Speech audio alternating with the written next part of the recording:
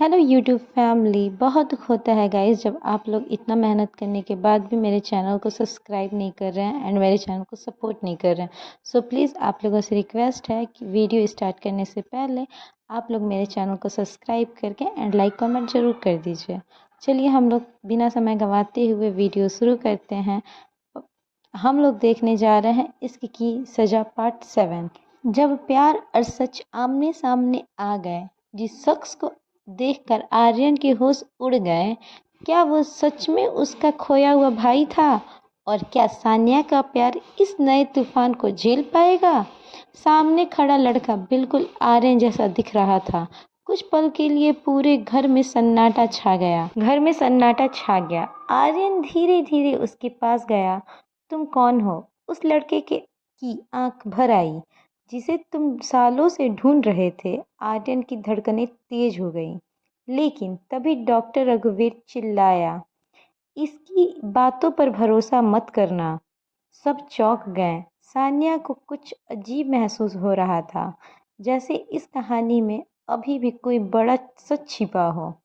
तभी उस लड़के के ने अपनी जेब से एक पुराना कंगन निकाला। उसे देखते ही आर्यन की माँ रो पड़ी। ये तो मैंने अपने बेटे को दिया था।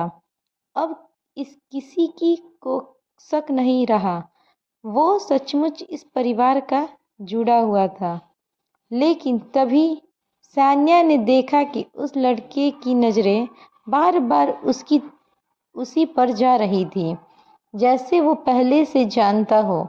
सान्या ने पूछा, क्या हम पहले कभी मिले हैं? कुछ पल के लिए वो लड़का चुप रहा, फिर मुस्कुराया। हाँ, बहुत साल पहले। पर पूरा कमरा हैरान रह गया। आर्यन का चेहरा उतर गया। मतलब?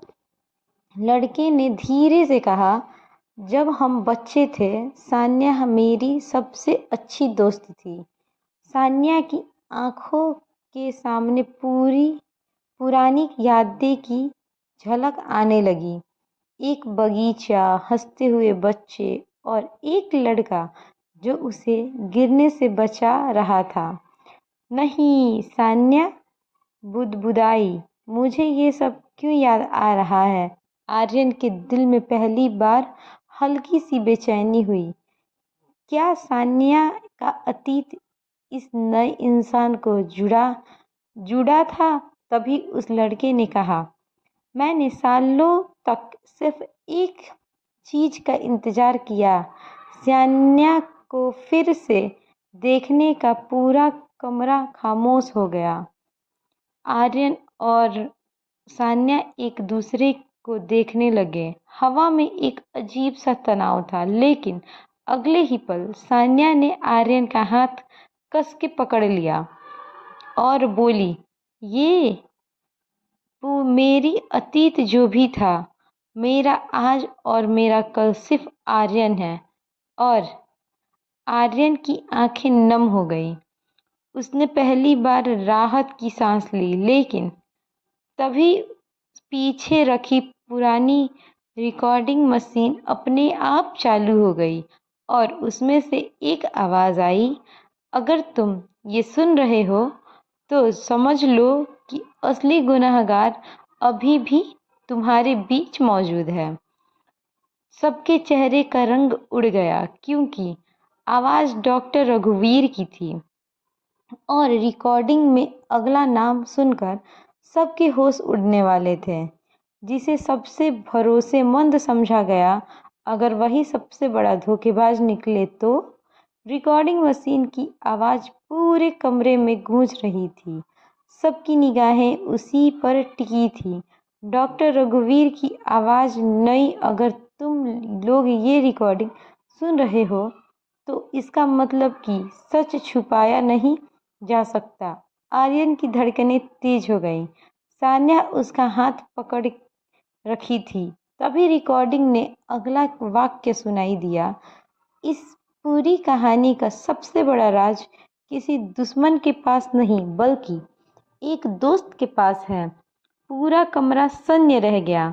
कबीर ने घबराकर पूछा, कौन सा दोस्त? लेकिन रिकॉर्डिंग अभी खत्म नहीं हुई थी और जिस दिन सच सामने आएगा उस दिन दोस्ती और मोहब्बत दोनों की परीक्षा होगी। अचानक रिकॉर्डिंग बंद हो गई। कमरे में अजीब सा सन्नाटा छा गया। तभी बाहर तेज हवा चलने लगी। खिड़कियां अपने आप खुल गईं। धड़ाम। सान्या डर कर आर्यन के करीब आ गई। आर्यन ने उसका हाथ थाम लिया। डरो मत, मैं हूँ। सान्या हल्का सा मुस्कुराई।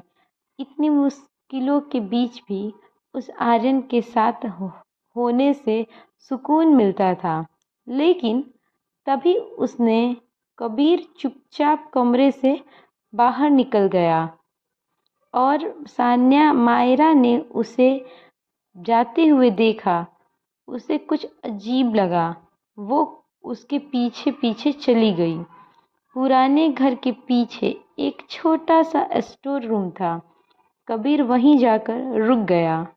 उसने जेब से एक पुरानी चाबी निकाली और एक बंद अलमारी खोल दी। मायरा खुद खड़ी सब देख रही थी। अलमारी के अंदर पुरानी फाइल और तस्वीरें रखी थी। कबीर ने एक तस्वीर उठाई। तस्वीर देखते ही उसकी आंखें भर आई। तभी पीछे से मायरा की आवाज़ आई, ये कबीर, तुम मुझसे क्या छुपा रहे हो? कबीर चौंक गया और उसके हाथ से तस्वीरें नीचे गिर गईं। मायरा ने तस्वीर उठाई और उसे देखते ही उसके होश उड़ गए। तस्वीर में कबीर और सान्या साथ खड़े थे, लेकिन तस्वीर बहुत पुरानी थी। इतनी पुरानी कि वो बचपन की लग रही थी। मायरा ने कांपती आवाज में पूछा, ये तस्वीर तुम्हारे पास कैसे आई? कबीर कुछ देर चुप रहा, फिर बोला, क्योंकि मैं सान्या को उस दिन से जानता हूँ जिस दिन उसे पहली बार उस अनाथालय में लाया गया था। मायरा हैरान रह गई। तुमने कभी बताया क्यों नहीं? कबीर की आंखों से आंसू बह निकले। क्योंकि मुझे डर था, अगर सच सामने आया तो मैं सबको खो दूंगा। उधर घर के अंदर आर्यन और सान्या अकेले खड़े थे। कोई दिनों बाद उन्हें कुछ पल शांति मिले थे। सान्या ने धीरे से पूछा, अगर हमारी जिंदगी में ये सब नहीं होता तो क्या हम फिर भी एक दूसरे से प्यार करते? आर्यन मुस्कुराया। उसने सान्या का हाथ अपने हाथ में लिया और फिर, मुझे लगता है किस्मत हमें 1000 बार मिलाती। सान्या की आंखें नम हो गई। और अगर कोई हमें अलग करने की कोशिश करता, आर्यन हंस पड़ा, क्या तो मैं हर बार तुम्हें ढूंढ लेता। सान्या मुस्कुरा दी, लेकिन तभी उस ऊपर वाले कमरे से किसी चीज के टूटने की आवाज आई। धड़ाम। और फिर दोनों घबरा गए। वे भागकर ऊपर पहुंचे। कमरे का दरवाजा खुला हुआ था। अंदर कोई नहीं था, लेकिन दीवार पर लाल रंग से एक संदेश लिखा हुआ था, सच जितना करीब आता है, मौत उतनी करीब आ जाती है। सान्या के चेहरे का रंग उड़ गया। आर्यन ने तुरंत उसका हाथ पकड़ लिया, लेकिन तभी उसे नीचे फर्श पर एक पुरानी डायरी दिखाई दी और डायरी के पहले पन्ने पर सिर्फ एक नाम लिखा था, कबीर। और वो डर गया। पूरा कमरा शून्य रह गया। क्या कबीर इस रहस्य की चाबी था? क्या वह कुछ ऐसा जानता था जो बाकी किसी को पता नहीं? और सबसे बड़ा सवाल, क्या दोस्ती और प्यार इस नए सच के बदले बच पाएंगे? आर्यन के कांपते हाथों से डायरी उठाई। कमरे में सन्नाटा था। सान्या भी घबराई हुई थी। डायरी का पहला पन्ना खुला। उस पर लिखा था, अगर कोई ये डायरी पढ़ रहा है तो समझ लो कि सच अब छुप नहीं पाएगा। आर्यन और सान्या ने एक दूसरे की तरफ देखा। फिर आर्यन आगे बढ़ने पढ़ने लगा।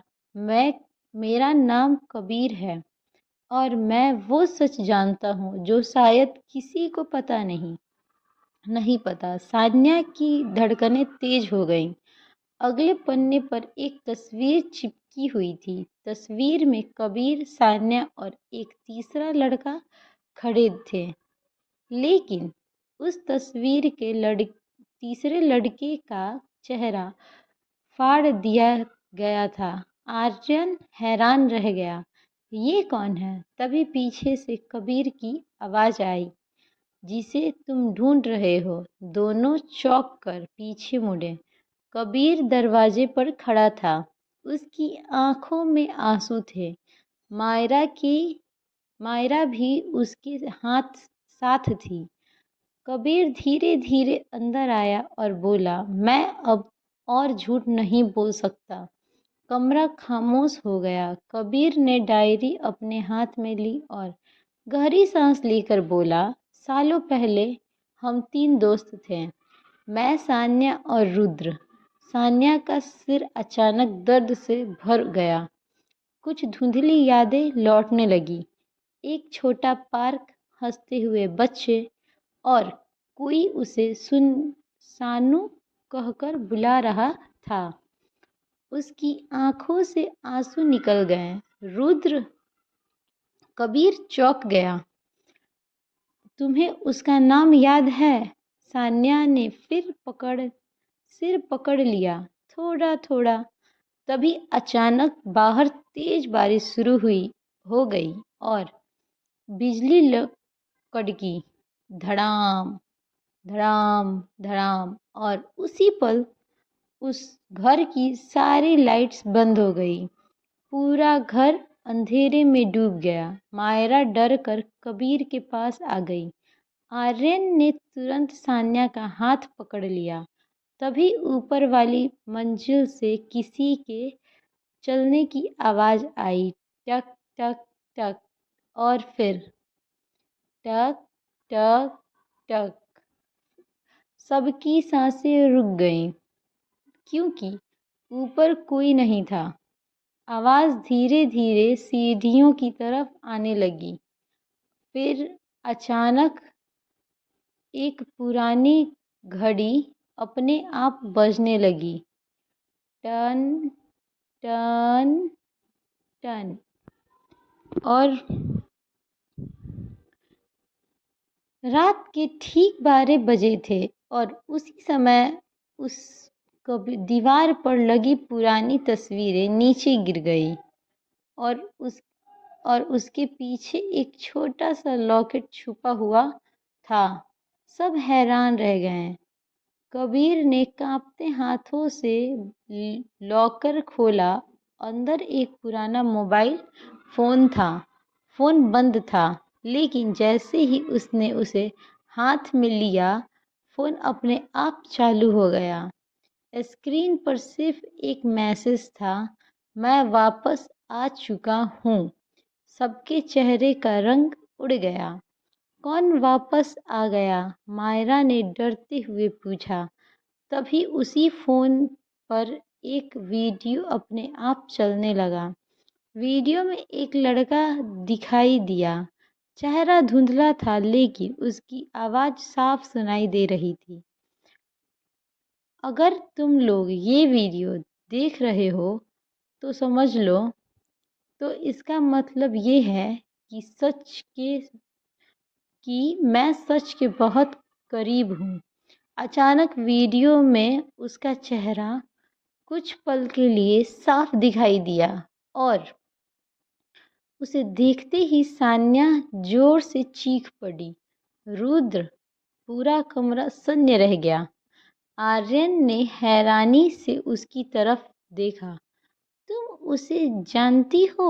सान्या की आंखों से आंसू बह रहे थे। वो मेरा बचपन का सबसे अच्छा दोस्त था। लेकिन अगले ही पल वीडियो में रुद्र ने जो कहा, उसे सुनकर सबके होश उड़ गए। अगर मैं मर जाऊं तो समझ लेना कि मेरी मौत हादसा नहीं थी। वीडियो अचानक बंद हो गया। कमरे में खामोशी छा गई। कबीर के हाथ कांप रहे थे, लेकिन आर्यन की धड़कनें तेज थी और सान्या बस एक ही नाम बार बार दोहरा रही थी। वो था रुद्र, रुद्र। लेकिन सबसे बड़ा सवाल अभी अभी भी सब अभी भी बाकी था। क्या रुद्र सच में मर चुका था या वो कहीं जिंदा था और परछाई से सब पर नजर रख रहा था? और अगर वह वापस आ गया तो उसकी वापसी से सबसे ज्यादा खतरा किसे है? आज प्यार, दोस्ती और अतीत एक दूसरे के सामने खड़े होने वाले हैं। रुद्र का नाम सुनते ही पूरा कमरा खामोश हो गया। सान्या की आंखों में आंसू थी। उसे बचपन की कुछ धुंधली यादें याद आने लगी। एक छोटा सा बगीचा, बारिश में खेलते हुए 3 बच्चे और एक लड़का जो हमेशा उसकी रक्षा करता था, रुद्र। सान्या धीरे से बोली। आर्यन उसकी तरफ देखने लगा। उसने पहली बार महसूस किया कि सान्या के दिल में इस नाम की एक अलग जगह है। लेकिन फिर सान्या ने आर्यन का हाथ कस के पकड़ लिया और मुझे अतीत नहीं चाहिए, मुझे सिर्फ तुम चाहिए। और आर्यन की आंखें नम हो गईं। इतनी मुश्किलों के बाद भी सान्या का भरोसा उसी पर था। तभी कबीर ने धीरे से कहा, अगर रुद्र जिंदा है तो वह हमसे दूर क्यों रहा? कमरे में सिर्फ सन्नाटा छा गया। उसी समय पुराने मोबाइल पर एक नया मैसेज आया, जिसमें सबकी नज़रें स्क्रीन पर गई। मैसेज में लिखा था, कल रात 12 बजे पुराने पुल पर आना। अगर सच जानना है तो अकेले आना। जैसे मैसेज के नीचे सिर्फ एक नाम लिखा हुआ था, वो था रुद्र। लेकिन सबके होश उड़ गए। अगली रात आर्यन अकेले पुराने पुल पर पहुंचा। चारों तरफ घना कोहरा था। नदी का पानी तेज बह रहा था। घड़ी में ठीक 12 बजे तभी किसी के कदमों की आवाज़ सुनाई दी, टक टक टक। लेकिन आगे एक परछाई धीरे धीरे सामने आई। आर्यन का दिल जोर से धड़कने लगा। जब वह शख्स रोशनी में आया तो आर्यन की आंखें फैल गई क्योंकि सामने खड़ा इंसान बिल्कुल वैसा ही था जैसा वीडियो में था, रुद्र। लेकिन उसके चेहरे पर मुस्कान नहीं था, सिर्फ दर्द था। उसने धीरे से कहा, मैं वापस इसलिए नहीं आया क्योंकि मुझे डर था कि सच जानकर तुम सब टूट जाओगे। आर्यन ने पूछा, आखिर कौन सा सच? रुद्र ने जेब से एक पुरानी तस्वीर निकाली और कहा, जिसे तुम दुश्मन समझते रहे, वह असली दुश्मन कभी था ही नहीं। आर्यन कुछ समझ पाता उससे पहले पीछे से किसी ने जोरदार आवाज़ लगाई।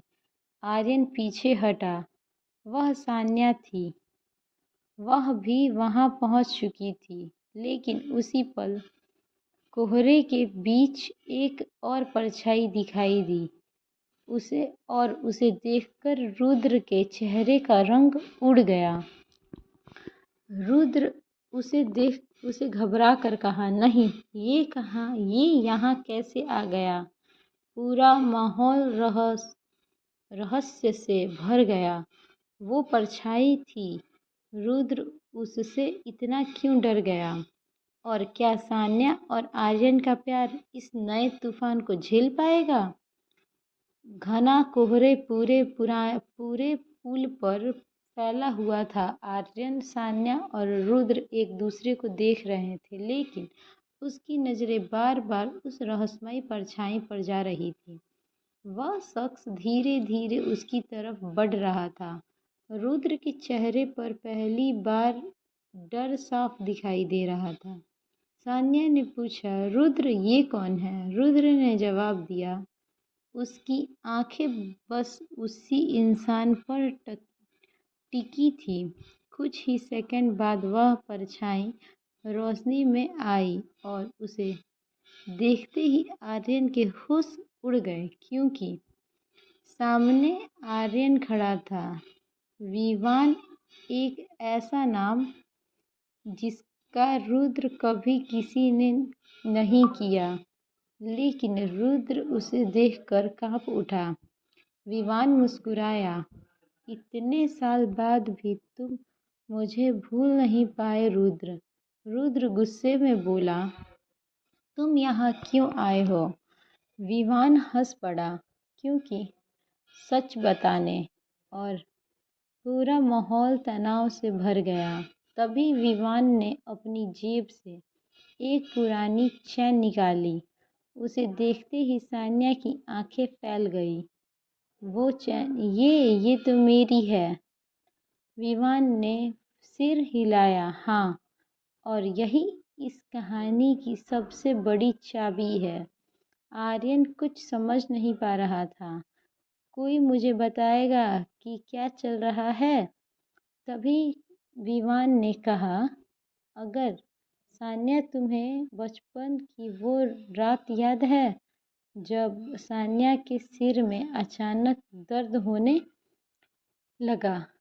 कुछ टूटी फूटी यादें वापस आने लगी। बारिश, एक पुराना घर, अब आग की लपटें और कोई उसे अपनी गोद में उठाकर भाग रहा था। नहीं, सान्या बुदबुदाई, मुझे कुछ याद नहीं करना। आर्यन तुरंत उसके पास आया। शांत हो जाओ, मैं यहीं हूँ। सान्या ने उसका हाथ कस के पकड़ लिया और फिर उसकी आंखों में आंसू थे। मुझे डर लग रहा है आर्यन। आर्यन ने मुस्कुराकर कहा, जब तक मैं हूँ तुम्हें कुछ नहीं होगा। ये सुनकर सान्या की आंखों से आंसू बह निकले। इतने सारे रहस्य और मुश्किलों के बीच उसका प्यार पहले से और मजबूत होता जा रहा था। लेकिन तभी उसने फिर विवान ने एक और सच बताया। उस रात आग किसी हादसे की वजह से नहीं लगी थी। पूरा माहौल खामोश हो गया और उस रात का असली निशान सान्या थी। क्या? आर्यन और रुद्र एक साथ बोले। फिर विवान ने गंभीर आवाज में कहा, कोई नहीं चाहता था कि सान्या जिंदा बचे। सान्या के पैरों तले जमीन खिसक गई। लेकिन क्यों? विवान जवाब देने ही वाला था कि अचानक धड़ाम आवाज आई। पुल के दूसरे तरफ से एक जोरदार धमाके की आवाज आई। सब घबरा गए। रुद्र तुरंत उस तरफ भागा। जब वे वहां पहुंचे तो देखे कि एक पुरानी कार नदी के किनारे पलटी हुई थी। कार के अंदर कोई था। आर्यन और रुद्र ने मिलकर दरवाजा खोला। अंदर एक बुजुर्ग आदमी घायल हालात में पड़ा था। उसने मुश्किल से आंखें खोली और सान्या को देखते ही कहा, आखिर मैं तुम्हें ढूंढ ही लिया। सान्या हैरान रह गई। आप कौन हैं? और उस आदमी ने कांपते हाथों से अपनी जेब से एक पुरानी तस्वीर निकाली। तस्वीर में एक छोटी बच्ची थी और उसके हाथ वही बुजुर्ग आदमी सान्या के हाथ कांपने लगे क्योंकि वो बच्ची बिल्कुल उसी जैसी दिख रही थी और उस बुजुर्ग आदमी की आंखों से आंसू निकल आए और उसने कहा, मैं तुम्हारा असली पिता हूँ। पर पूरा पुल शून्य रह गया। आर्यन, रुद्र, विवान और सान्या सबके होश उड़ चुके थे। लेकिन सबसे बड़ा सवाल अब शुरू हुआ था। अगर ये सान्या के असली पिता हैं तो फिर इतने सालों तक वो कहाँ थे और सान्या को उनसे दूर किसने किया? और कहानी का आगे पार्ट जानने के लिए चैनल को सब्सक्राइब करके लाइक कमेंट ज़रूर कर दें। और प्लीज़ आप लोग का सपोर्ट ही हमें और आगे बढ़ने की हिम्मत देती है। So please guys, support